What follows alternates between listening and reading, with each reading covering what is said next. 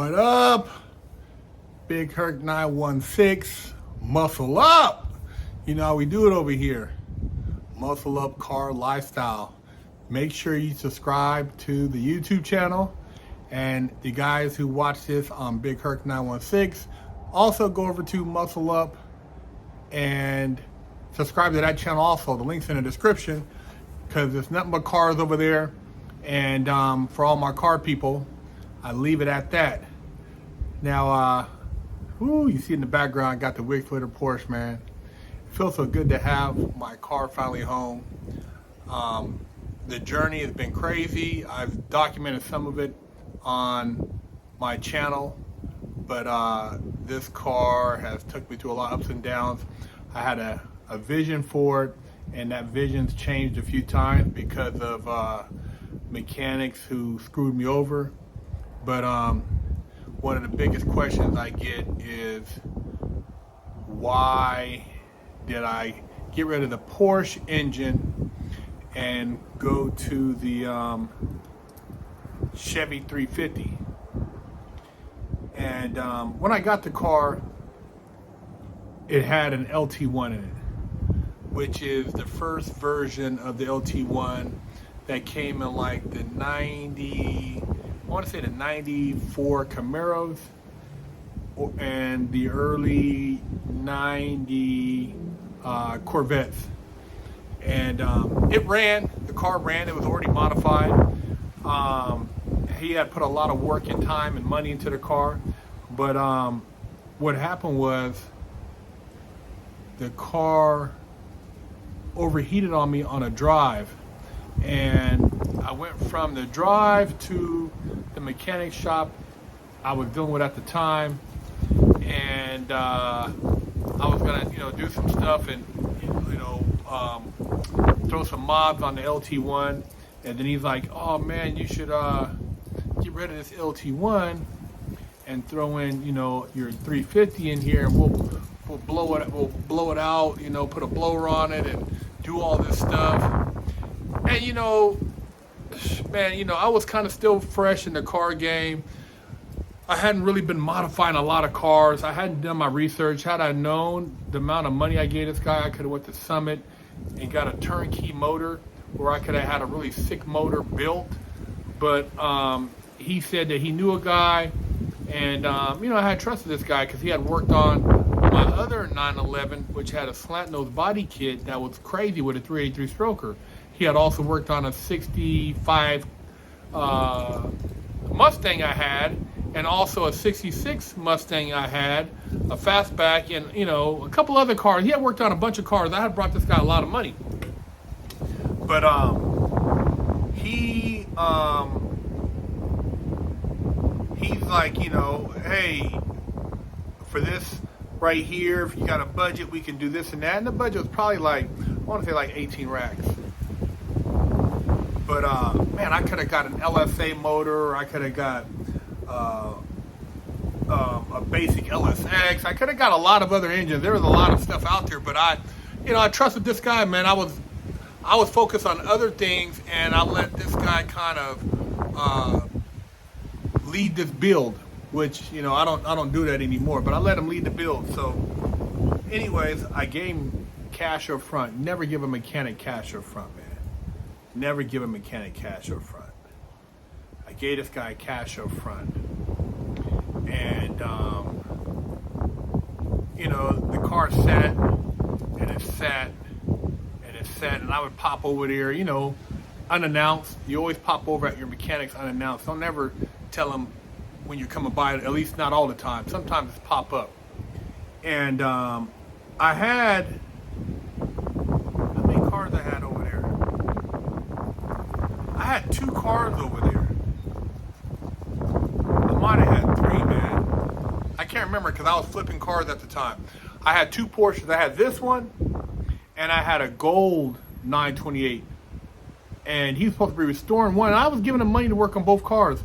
It's like, damn, man. I think about it. I'm like, I should have seen it when he kept giving me drag. Oh, man, I'm waiting on this. Oh, this guy, he's screwing me around. I'm going to go by there and bust him up. I mean, he was just lying out of his ass. I don't know if the guy got hooked on drugs or what have you. But I had given him benefit of the doubt. I even went to his wedding. And yeah, he screwed me, man. He took my money. So what happened was I found out that the shop was going to be foreclosed on. And the guy told me, he said, man, you better get your cars out of there so they don't get seized. So I had a homie come through. He had a tow truck. He towed the cars out of there that night. I towed the 79 928, which was all Porsche. It was a manual. And then I had him tow this car out of there. And neither car ran. And I took one to one place. And my buddy, he's a Porsche guy, man. He's a good dude, man. Shout out to Mike. He's a good dude. He did what he's supposed to do. I mean, I spent another 7, 8, I want to say like maybe close to 10 grand restoring that Porsche to 79, rebuilding the motor. I should have took that motor out of there and put an LS in it, but I didn't. I kept that stock and I ended up selling that one. But that car, it did run. I drove it from LA to Sacramento. It was he did it right. He didn't screw me over like this guy. Now this car went to another mechanic. This guy, another piece of shit. It went to his shop, and then he's like, "Oh man, let's put the stacks on it. I'm gonna get it running." Blah blah blah. This dude, he didn't know his mouth from his asshole, and so I wonder why the breath always smelled like shit. He never got the car running, man. He acted like it fired up one night, and I never heard the car fire up, but I gave him money too, and that's the thing. Like, these dudes, this is the thing with a lot of these pieces of shit. They think because they work on your car that you just pay them, but when nothing changes, excuse my language, experimenting on your car, that's not working on your car, man. You're not practicing on my car. This ain't auto shop class. But this dude, yeah, this dude, man, I went from one guy who screwed me over after I made him over $250,000 to another dude who was a piece of shit. And this dude screwed over a couple of my other cars. That's another story, though. He used to take apart cars and couldn't put them back together. Anyways, he sold me some 8-stack injection bullshit. Never got it running, And then I took it from his shop to another shop and had them rewire the car, try to get it running. They weren't able to get it running. So the guy who helped me fix the gold Porsche referred another guy. And this guy, he did a pretty good job. He got the car running, hooked up the Holley EFI system, addressed some of the little stuff on the car. And the car ran. It didn't run with perfection, but it ran. And it still needed a lot of little stuff, which I didn't find out till I got out here to Arizona. But it ran, and I didn't take the car and just get it painted. I wanted to put a body kit on the car. So I had this body kit, man, and so it went from the mechanic who got it running, who did a decent job, to my partner who does Porsche body kits, and we worked on the kit, and the car was at his house for, man, almost a year, man. Probably close to, probably 9 months, close to a year, between 9 months and 12 months. And he worked on the car, man. I mean, the dude busted ass. The body kit that initially we put on, it was off, the dimensions were off. And so he pulled it off, and then put another kit on off of that kit, and that's how we came up with the kit that's on it now, which is a one-off. So this is not a kit you can find anywhere. It's not on eBay or anything like that. And my goal when I built this car, the Wig Splitter Porsche, this wide body, was to dabble into customize the 928s, because I think the 928 is very underrated, often overlooked. It's like the Porsche is forgotten stepbrother, and but I love them, man. I think they're the coolest cars, from Scarface, from risky business. I've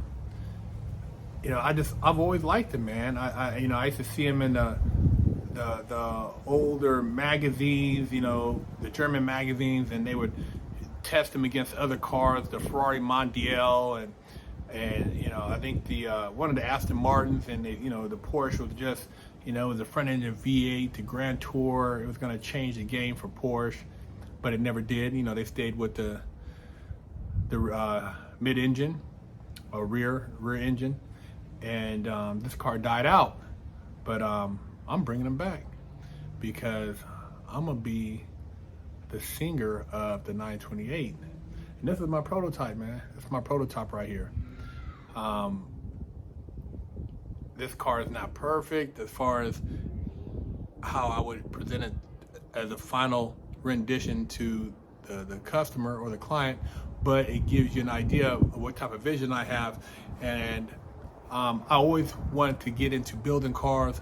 I'm not a mechanic per se, or even a paint and body guy, but I can see things and I can visualize things, and I have determination, and I don't give up. I don't quit. I'm not a quitter, man. So this car represents years and years of just perseverance, not quitting, keeping my mind focused on the end game. And there's times where I'm like, damn, what could I do, man? I mean, it's already swapped, so a lot of purists aren't going to want to buy the car. And then if I sell at this point, I'm taking a big hit because of all the money and time I have invested in it. So for myself, it's a marketing tool, a branding tool, a testament of what type of person I am as far as being different, never selling for average. The 20 by 14.5-inch wheels on the back with the crazy tires, the 19s in the front. It's just, it's different, man. It sits up. It's not slammed to the ground. It's a Hot Wheel, man. I used to play with Hot Wheels as a kid, and this is my real life Hot Wheel. And this car one day you may see in a video game, and it'd be all worth it. But I've been working on this car for a long time. It's been in the darkness, and I'm bringing it to the light. And the crazy thing is, during the time I had this car at the shop, I got a lot of other cars. I flipped a lot of other cars: the Acura NSX, 73 Challenger, my Chevelle, my Cougar, bunch of Benzes, and I just kind of like put it to the wayside. But I lost track of time, and then I realized I really got to get this car done.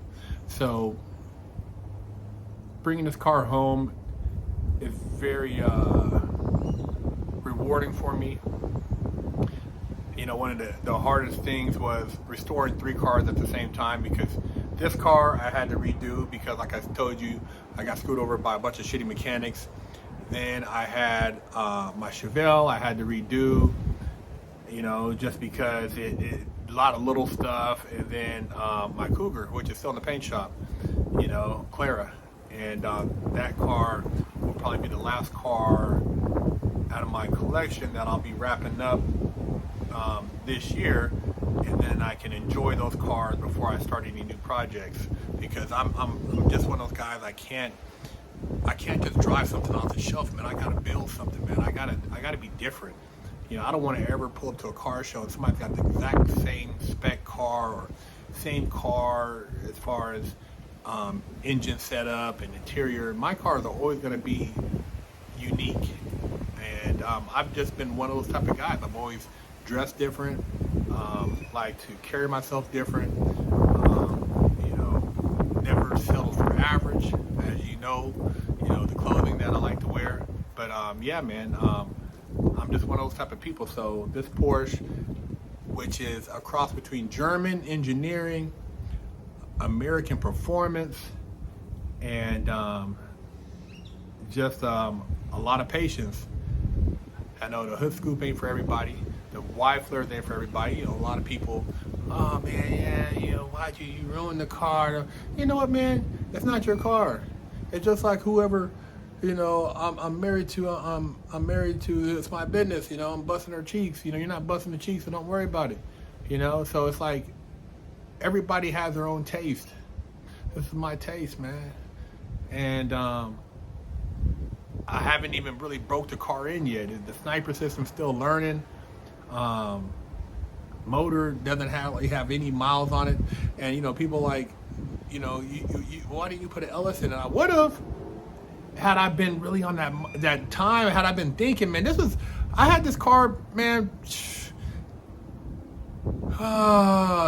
not about 9 years ago, man. I wasn't even tripping like that. I wasn't like LS out like I understand the game now. I would have done something different, and I would have, you know, if I would have knew the right people, I would have took it to a different mechanic. There's a lot of things I would have done different.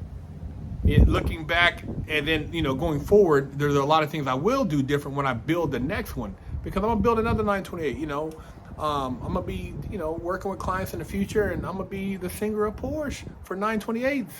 That's my goal, man, and I will continue to, you know, put these beautiful cars back on the road. So let's take a look at the engine right now, and hear a startup, man. So yeah, we got a old school 350. I'm not even sure what year it is, because this engine was for another project I was gonna do, which was a 77 911 Targa that I had bought that came with this engine, and I was gonna build that, but I ended up selling it because, going back to that same guy,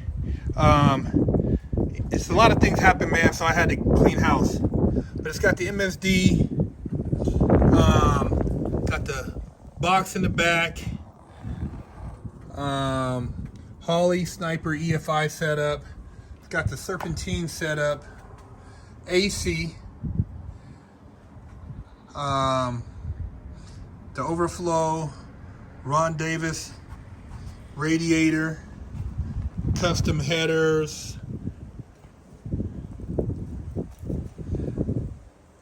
and pretty simple, easy to work on. Most of the parts I can just find at O'Reilly's, AutoZone, or Pep Boy. I know this is blasphemy for a lot of Porsche people, but hey, man, I enjoy the car, and I had a Porsche 928 with the Porsche motor, and if you know anything about getting parts for a 928, it's very difficult and expensive. And yeah, I understand, you know, it's Porsche, but I just want to do American muscle with the German engineering, because they make a great handling car. I didn't have to do any chassis modifications. You know, a lot of times you got to change control arms and all type of stuff. But this is just, you put the motor in, and this car handles. So I got the transcooler in the front. That was underneath. That was one of the problems. That was overheating, and so the trans was running hot. But it doesn't do that anymore. And yeah, all this has been rewired, so it doesn't even have the original Porsche 928 fuse box underneath the car. Inside the kick panel, it's all custom. But you know, pretty simple, man. American muscle car right here. Actually, you know, German muscle car. And let me do a startup for you guys, so you can hear this exhaust. So I got wifey getting in the car. She's never started up, and you know, it's crazy. This actually started off as her car. Go figure.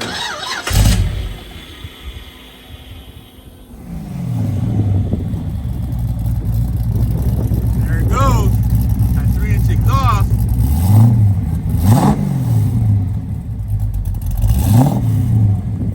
Now, what does that sound like? Does that sound like American muscle from German? Nice little growl. You hear that little rumble? Not a big cam, a little one. And as you can see, the idle's still learning, because I haven't really put any miles on the car. I'm gonna try to put at least 200 miles in the next week or so on the car before I really take it on a drive. But yeah, there you have it. The wig splitter Porsche. Hit it one more time, babe. Go to BigHerc916.com and purchase you a bar of soap, one of the books I've written, a hat, a beanie, a t-shirt, tank top, or some detail spray for your car.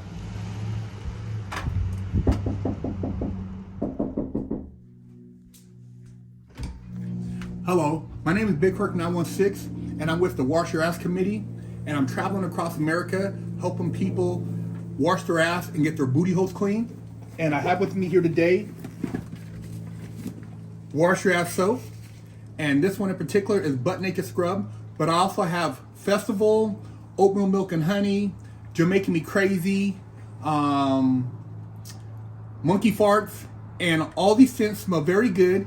They will help cleanse your body of funk and also make you feel better about yourself. So if you can go to bigherc916.com, you can pick you up a bar, and my goal is to help America combat funk.